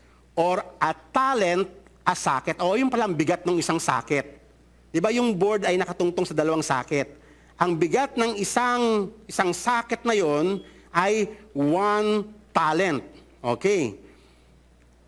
100 lahat ng sockets. So, 100 sockets. Okay. So, yung 175 na natira, yun nga, yung ginamit sa mga hooks, pillars, overlaid and tops, sa mga, ng mga foundation. Okay. Ito na po yung summary. Okay. So, in summary, kada isang socket ay nag-equivalent siya ng 1 talent or 3,000 shekels. Yung 3,000 shekels, ang equivalent niya ay 6,000 half a shekel na binayad ng mga armies. Yung 6,000 half a shekel was the ransom money or atonement money ng mga nagpatala. So, ibig sabihin, okay ano pa lang to one foundation pa lang, 1 silver sockets pa lang. Ang nagbigay doon ng half a shekel ay 6,000 men. Dami Siyempre, kung yun, pinagsama-sama. O kunyari, 6,000 tayo lahat dito. Magbigay tayo ng half a shekel. Makakabuo tayo ng isang sakit lang. Kaso 2 sakit yung kailangan. Okay? Nagkakaintindihan tayo. Biro mo, 6,000, dami, no? 6,000 armies ng Panginoon. Okay? Kasi yun ang tawag nila sa half a shekel, atonement money or ransom money. Oy, parang may idea na kayo, no? Bakit kaya yun ang pangalan nun? O sige, alam naman ninyo, yan yung ginawa ni Christ di ba? Atonement money. Ang ginawa kasi ni Christ sa atin, atonement di ba? We are talking about foundation. So binibigyan ka ng Panginoon ng idea kung ano yung foundation. It is based on the atonement of Jesus Christ, yung ransom na ginawa niya sa atin. Okay. So ibig sabihin, ganito. Ito yung final summary. Ibig sabihin, yung isang board ay nakatayo sa ransom money or atonement money ng 12,000 men na nagpalista sa army ng Panginoon. 12,000 para lang makatayo yung isang board. Ano yon? 100 lahat yung mga sockets. Ang dami, ano? Kayo ba, mga kapatid, ay pamilyar sa 12? Ha? Ano ang mga nare-recall niyo sa may Bible ng mga 12? 12 tribes of Israel. 12 of Apostle. Diba? Naintindihan mo ba bakit 12? Sa may Bible kasi over and over again, makikita mo yung 12 na yan. Okay. Punta tayo sa may Book of Revelation. Okay. Tignan ninyo to ha. Listen very carefully. Sabi doon, kasi sa panahon ngayon, alam mo, takot na takot yung mga Kristiyano sa may vaccine Kasi ang paniniwala, tinuturo daw ka sa mga churches, pag nagpabaksin ka daw, tatakan ka ng 666. Mga kapatid, huwag pa yung papaniwala sa ganun, hindi po ganun yun. Okay? Ang sabi rito, sa Book of Revelation, bago ibinuhos yung judgment, di ba? Nabasa nyo na ba yung Book of Revelation? Bago ibinuhos yung judgment, tatandaan ninyo sa Book of Revelation, ang may control doon si God. Si Jesus ang bida doon, hindi si Satan. Alam mo, tataka ako sa mga born again yung iba. Bidang-bida yung halimaw. Bidang-bida sa kanya, mas kinakatakutan yung halimaw kaysa ang Panginoong Yesus.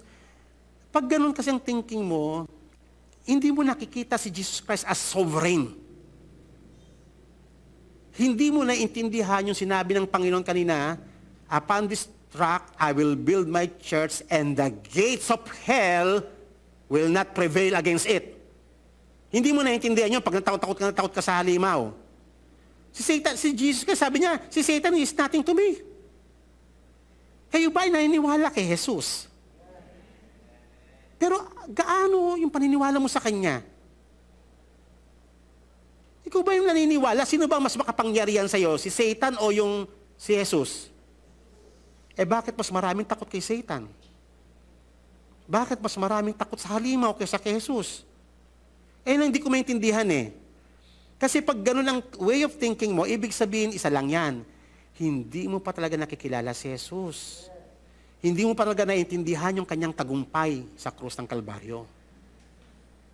The gates of hell will not prevail against it. Sabi ng Panginoon ng mga Panginoon, Hari ng mga hari, si Jesus na sinasamba nating lahat.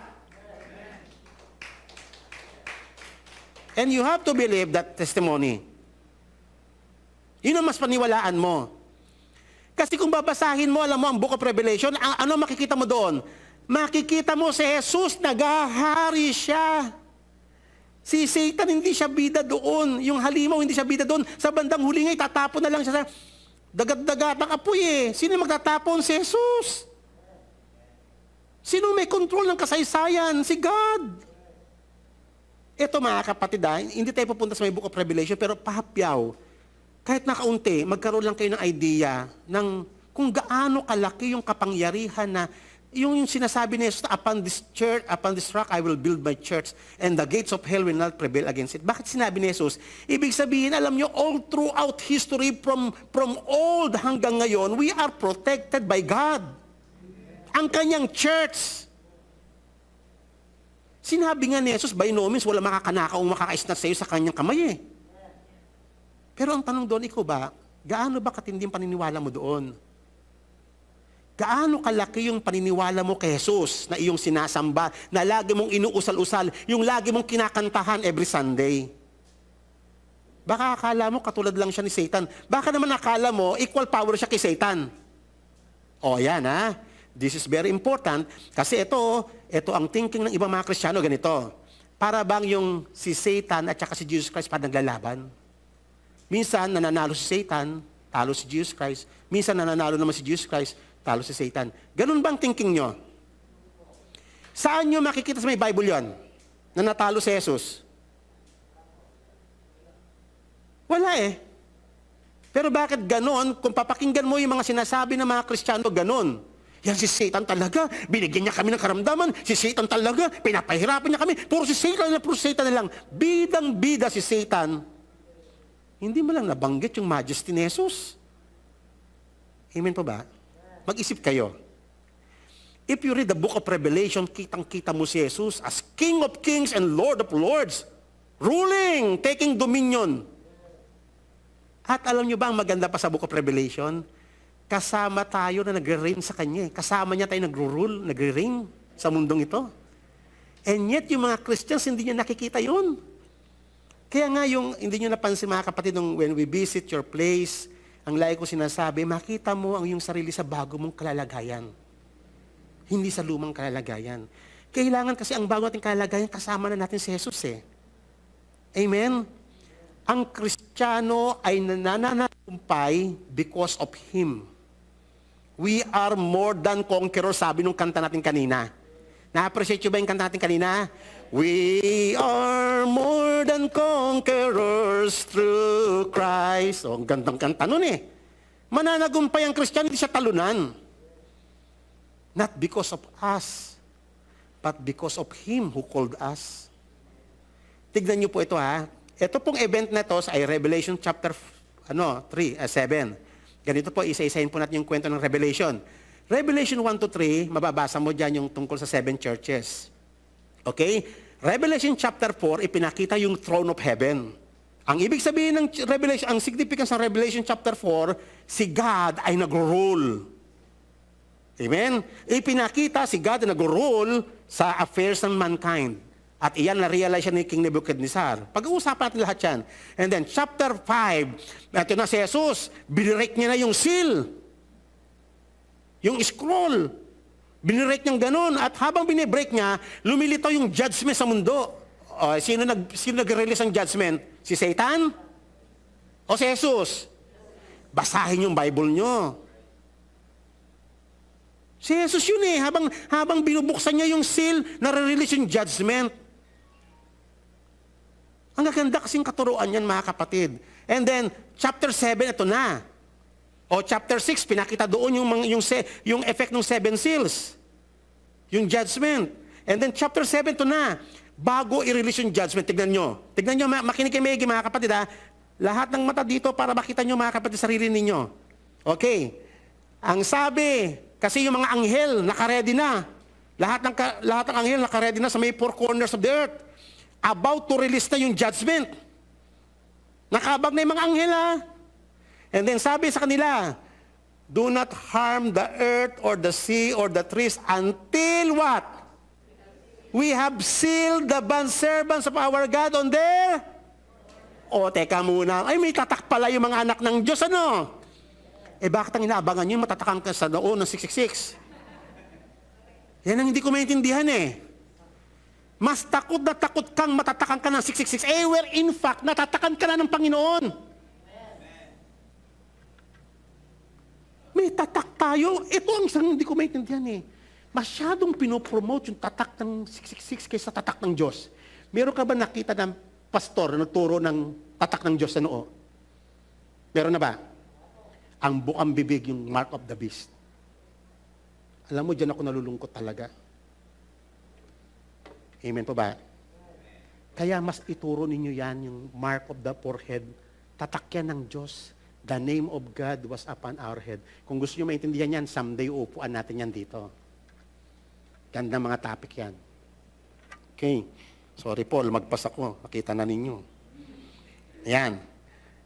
So we have sealed the bondservants on their foreheads, and I heard the number of those who were sealed, 144,000, sealed from every tribe of Israel. What is 144? Ha? Sino yung mga mathematician dito? 12 times 12. O, napansin niyo yung 12? Diba? 12 times 12. Yung sockets kanina doon, yung isang board ay nakatungtong sa ransom money ng 12,000 men. Sabi kanina. Very important yung significance ng 12, ha? Okay. Sabi rito, sino daw yung 12,000? Kasi ito, yung account to, kada yung 12 tribes ay 12,000. Another 12 na naman. 12,000 sa kada tribes. 12 yan. So, 12 times 12,000 equals 144,000. So, nakita nyo, may idea na kayo kung anong ibig sabihin ng 12? Ang ibig sabihin ng 12 is the redeemed. Mga tinubos ng Panginoon. Symbol po yan. Symbolic po yan. Okay? Ito po, alam niyo mga kapay, ito para magkaroon kayo ng tamang guide sa pag-interpret ng Revelation. Para hindi rin kayo naliligaw. Alam niyo, ang Book of Revelation kasi symbolic po yan. Huwag niyong ililiteral. Diyan nagkaroon ng major problem, niliteral nila. Amen? Pangalawa, katulad po yan, yung tatak ng Panginoon sa forehead, that is, mga symbolic po yan. Pati yung mark of the beast, symbolic po lahat yan. Hindi po yan literal. Diyan nagka-problema ang mga interpretation. Pangalawa, naging futuristic ang lahat. Yan ang mga mali eh. Alam nyo, ang kaharian ng Diyos is a present reality? Medyo parang bigla kinatahimik ha. Okay. Pag isa-isahin natin ha, yung eternal life. Ano yan? Future or present reality? Hati-hati. Sino rito yung future? Taas ang kamay. Sino rito yung present reality? O hindi kayo sure, yung iba. Ayan, okay. Ito para may guide kayo sa interpretation ng Bible ha. Ang Biblia, lahat ng sinabi ni Jesus, lahat ng mga prophecy, ay merong tinatawag na present reality at future realization. Sabihin nga ninyo, present reality. Future realization. Okay, ganito ha. Isa-isahin natin. For example, pag sinabi ng Bible na eternal life, present reality siya. Meron ka na niya ngayon eh. Otherwise, patay ka. Kaya nga nung tinanggap mo ang Panginoon nabuhay ka eh. Yung buhay na tinanggap mo, eternal life yun eh. Ang life ay nag-start na ngayon at iyan ay magpapatuloy hanggang sa pagbabalik ng Panginoong Yesus. Yung future realization. Yung kingdom of God, present reality na ba ngayon? Yes, naitatagda yung kingdom noon pa nung dumating si Jesus. Naitatag na yung kingdom, pero ang future realization niya ay sa pagbabalik ng Panginoong Yesus. Kaya nga, importante ito mga kapatid Dalawa yan yung first coming ni Christ at second coming. Sa first coming niya, may inaccomplish siyang major. At sa may kanyang muling pagbabalik, yung second advent niya, the realization of all things, the restoration of all things. Nag-start na yung kingdom niya. Ang full realization na lang, yung sa pagdating niya. So therefore, si Christ ay king na ngayon. And also, darating na talagang yung absolute king niya ay sa pagbabalik niya. Otherwise, walang saysa yung kanyang Jesus reigns. Tama? Kung hindi siya hari ngayon, useless ang celebration ng Jesus reigns. Tama ba ako? Magse-celebrate ka ng Jesus reigns ngayon, future pa pala siya hari. Ito po sinasabi ko sa inyo kasi dyan divided ang mga churches. Karamihan sa pagkakaintindi nila, future pa ang paghahari niya. No! Si Jesus nanggahari na ngayon kasi yung kingdom niya dumating na. Kasi kung future pa siyang hari, walang bisa yung kanyang batas sa atin ngayon. Tama? Walang bisa lahat ng mga pinangako niya. Kasi hindi pa siya hari eh. Kaya nga may bisa na lahat ng sinabi niya, lahat ng inaccomplish niya sa cross, kasi nga hari na siya ngayon. Okay, eto. Yung new creation. So may Bible na ba? Counter niyan eh, the new creation. Nag-start na ba yung new creation ngayon? Okay, paano? Kaya ka nga born again eh. Di ba? If anyone is in Christ, he is a new creation. Kailan yung future pa? No. Nag-start na ang new creation ngayon nung na-born again tayo hanggang doon sa pagbabalik ng Panginoong Yesus. Lahat ng pinangako ng Panginoon is a present reality and at the same time a future realization. Pag naintindihan mo yan, maintindihan mo ang Revelation. Okay. Mahalaga yan, kapatid. Marami pa tayong pag-uusapan dyan. Kaya nga tayo ay sealed na ngayon. Kaya nga tayo redeemed na ngayon kasi it's a present reality. Amen. Yung tatak ng Panginoon is not future. Yung tatak ng Panginoon, the fact na ikaw ay natatakan, you are saved. Yung atonement ni Christ nag-take effect na sa'yo, sa buhay mo. Bakit paniniwala na future pa yan? Amen. Nakatulong ba sa inyo, kapatid? Amen. Okay. Tayo po yan, kapatid. Yang 12 tribes na yan, hindi po yan literal. Pag niliteral mo yan, laking problema yan. Ibig sabihin, wala pa tayong pag-asa. Tayo yan, kapatid. Tayo yung natatakan na yan. Tayo yung 144,000. Kasi ang Jehovah's Witnesses, niliteral nila yan. At saka sa kanila, ang nagpapartake lang ng Lord's Supper nila, yung 144,000 lang. Tinanong ko nga sila saan nag-umpisa yan? Nung sila Abel pa. Haba, baka ba lumagpas na yan? Sila lang yung mga nagpapartake ng Lord's Supper. So sa kanila, pag nag-Lord's Supper sila, pag walang makalangit na panawagan daw, sabi nga gano'n. Yung 144 makalangit, sila makalupang panawagan. Merong parang sa India, merong caste. Merong upper class, merong lower class. May makalangit, may makalupa. Okay, mga kapatid, hindi po ganun kasi yan po ang problema pag niliteral mo. Hindi po literal yan. Ang 144 ay 12 times 12. Ang 12 is a symbol of redemption. Amen? Kaya nga yung isang board ay nakapatong sa 12 silver shekels. Ibig sabihin, iyon yung mga, kaya nga atonement money ang tawag doon. Redemption ang pinag-uusapan. Whenever you hear ransom, whenever you hear atonement, it is yung ginawa ni Christ sa atin. Si Christ ang nagbayad, hindi tayo ang nagbayad. Amen. So, naiintindihan na ninyo kung ano yung 12. Amen. Ito yung bayan ng Diyos na kanyang tinubos. Malinaw ba? Kaya nga, maintindihan mo ngayon sa Revelation 14. And then, I look and behold the Lamb was standing on Mount Zion. Ano yung Mount Zion? Baka naman isipin mga kapatid, pupunta ka pa sa Jerusalem kasi yung Mount Zion na alam mo. Alam nyo ba mga kapatid, we are now standing on Mount Zion? Hello? Yan po kasi yung problema, hindi at nakita yung present reality. Tayo ngayon ay nasa may Mount Zion na. Amen? Tayo na ngayon yung temple ng Panginoon ngayon na. Nag-start na yun. Lahat ng itinatag ng Panginoon nag-start na nung dumating siya. At merong future realization. Okay, so, nakatungtong sa may Mount Zion yung 144,000. What? Having His name and the name of His Father written on their? Wow! Teka muna. Uy, mga kapatid, nakikita ko yung mga pangalan kayo ni Jesus Christ dito, tsaka ng Ama, kapain nyo. Amen. Hindi siya literal kasi. Hindi po ba? Ibig sabihin, you belong to the Lord. Hindi na kayo magagalaw ng dyablo. Huwag kayong matakot sa 666. Amen.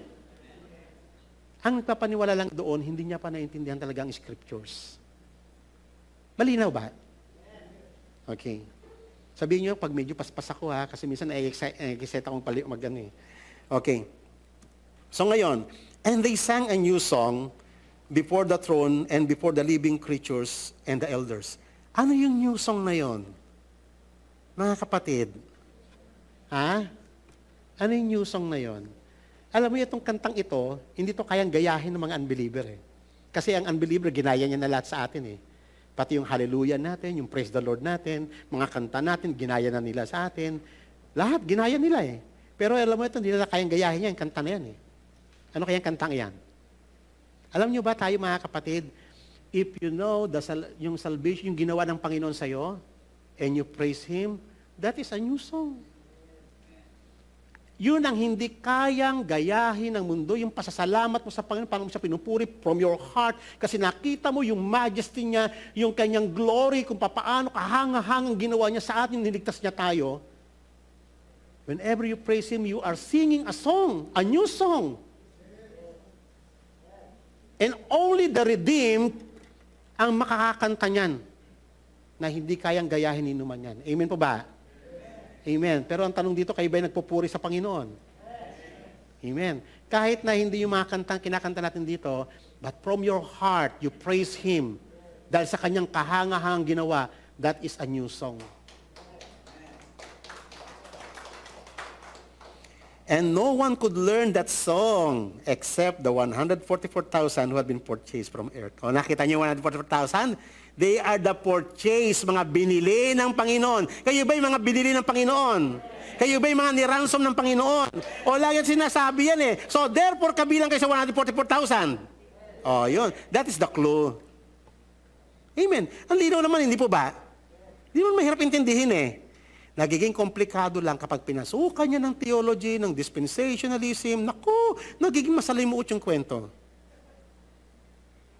Minsan pag-usapan natin ang Book of Revelation, napakaganda. Alam niyo, pag binasa yung Book of Revelation, napaka-rich ng pangako ng Panginoon, yung tagumpay na meron tayo kay Jesucristo. Okay, and these are the ones who have not been defiled with women, and they have kept themselves chaste. These are the ones who follow the Lamb wherever He goes. Ang ibig pong sabihin niyan, pati po yung sa may baba, and no lie was found in their mouth, they are blameless. Ang ibig sabihin po niyan, yan po yung effect ng ginawa ni Christ sa atin. God made us innocent once again. God purified us from all our sins. God made us virgins. Yun po yung effect ng kanyang atonement. Amen? Hindi po yan literal. Huwag babasahin ng literal yan. It is a symbolic representation nung ginawa ni Christ sa atin na paglilinis. These have been purchased from among men, mga pinili. The first fruits of God to the Lamb. Amen? So, pag na-encounter niya na first fruits, sino yung mga first fruits? Tayo. Yung mga firstborn, tayo yan. From among men, kayo yun. Kayo ay nasa may Mount Zion na. Minsan, magdidig pa tayo dyan, mas malalim pa. Okay. So, finally, sa Revelation 21, the New Jerusalem. Okay, ito ha. Ito trick, ito. Ito, nakakatawa ito kasi madalas ko itong marinig sa mga preachers at saka sa ilang mga Kristiyano na ang thinking niya doon sa heaven ay kasi nga gold lahat. Someday, pag nasa heaven na ako, lalakad na ako sa streets of gold. Amen. O, di ba? Mga kapatid, hindi nyo ba alam, presently lumalakad na kayo sa streets of gold? Parang hindi kayo makapaniwala, no? Ha? Kasi tinapik ko yan dito yung New Jerusalem. Yun po yung description ng New Jerusalem. Square siya na city. Minsan tatalakayin natin yan dito. Siguro sa next meeting natin, yung New Jerusalem. Ang ganda kasi nun. Nakikita ninyo, amazing talaga si God. Grabe yung calling niya sa atin. Okay, so, yung New Jerusalem, kasi merong Old Jerusalem, di ba? So, yung New Jerusalem galing sa langit, tayo kasi heavenly tayo eh. Okay, so bumaba sa langit, square siya. Ibig sabihin, yung perfection ni Christ sa atin. Yung city is gold. Yung church yun, yung New Jerusalem is the church. Hindi po yung langit. Ang ibig sabihin na langit kasi, galing siya sa langit. He came from above. Yung calling na, kaya nga sabi nga ni Apostle Paul, kayo ay may mga heavenly citizenships na. Now, Alam niyo ba yun? Makalangit na kayo, may citizenship na kayo sa langit. Kaya nga sinabi ni Apostle Paul sa Ephesians chapter 2, you are now seated in the heavenly places. Di ba? Parang alam ko nagugulat kayo, hindi po ba? Pero totoo yun, diba? Nabasa niyo sa Bible. Yun kasi, ito pong New Jerusalem is the church. Minsan pag-uusapan natin mas detalyado yan. Okay. So, mapapansin niyo yung puro 12. Yung square is 12 stadia, 12,000 stadia. Yung walls, 12,000 cubits. Yung gate, 12. Yung pearls gate, bawat gate na 12, merong pearl. May yung foundation, 12. Yung precious stones, jewels, yung 12 apostles. Puro 12. Why? Kasi it's symbols of the redeemed. Pag nakita mo yung New Jerusalem, that is the city that God has redeemed. Amen. Kayo ay kabilang kayo ng New Jerusalem. You are now walking right now in the streets of gold. Hindi po yan future. Mas maintindihan nyo pa yan pag nandiyan na tayo sa New Jerusalem, topic natin. Separately. Okay, so, mag-break tayo, pero bago tayo mag-break, sabihin natin to. So you also, as living stones, are being built up as a spiritual house for a royal priesthood. Kanina, pinag-usapan natin yung stones, tama? Yung malalaking foundation doon kanina. O ngayon, ang sinasabi ni Apostle Pablo, kayo yun yung church as living stones. Wow! Amen! Siguro parang hindi ka makapaniwala, no? Parang yung nakikita ko sa mga noon ninyo, puro question mark Lord, kaya nga alam nyo, mga kapatid, iiyak ka talaga sa Panginoon pag nakilala mo siya. Amazing si God, yung Diyos na sinasamba natin, yung Diyos ng Biblia. Itong calling niya sa atin, napakataas. Pag naiintindihan nyo, may iyak kayo. Ako nga, pag nagpipray kay God, minsan natutulala ako, yung nakikita ko yung glory niya. Para bang, too amazing para maintindihan mo yung greatest niya sa buhay natin. Ang taas ng calling niya sa atin. Taas. Hindi pa lang natin nare-realize yun, kapatid. Hindi pa natin nare-realize sa ating mga sarili kung sino ka talaga sa harapan ng Panginoon. Pero unti-untiin natin yan, kapatid. Hindi nyo kayang ma-digest yan. Pero ngayon, kayo na nakita na ninyo yung mga malalaking stone sa temple. Ang ngayon ang sinasabi ni Apostle Paul, kayo yun. Amen. Naniniwala ba kayo?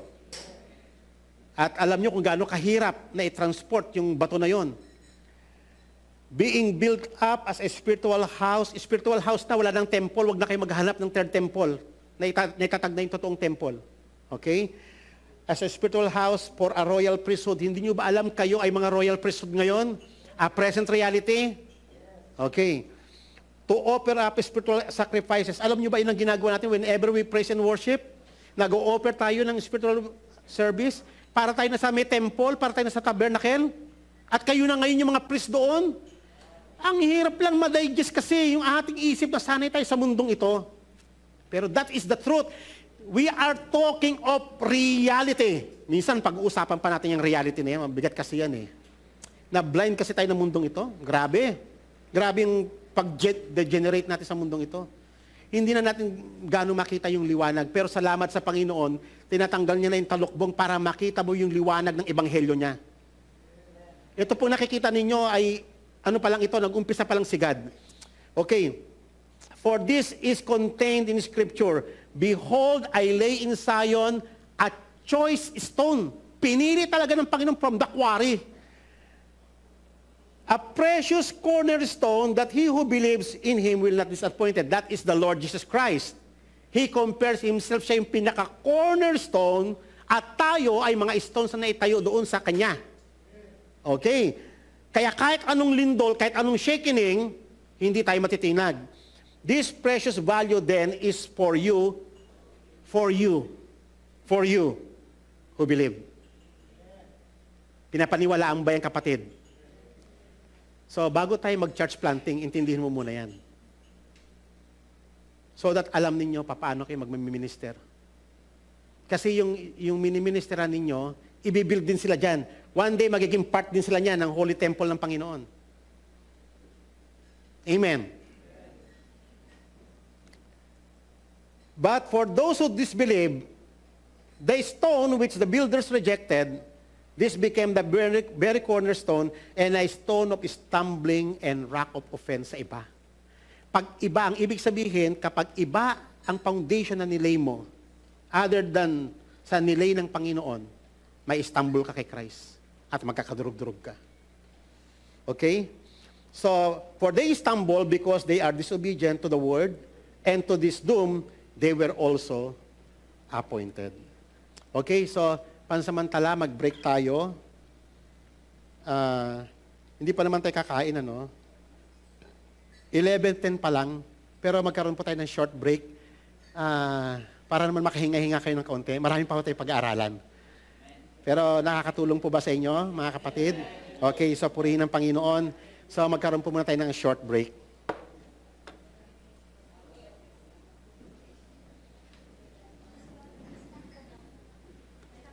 Stop po.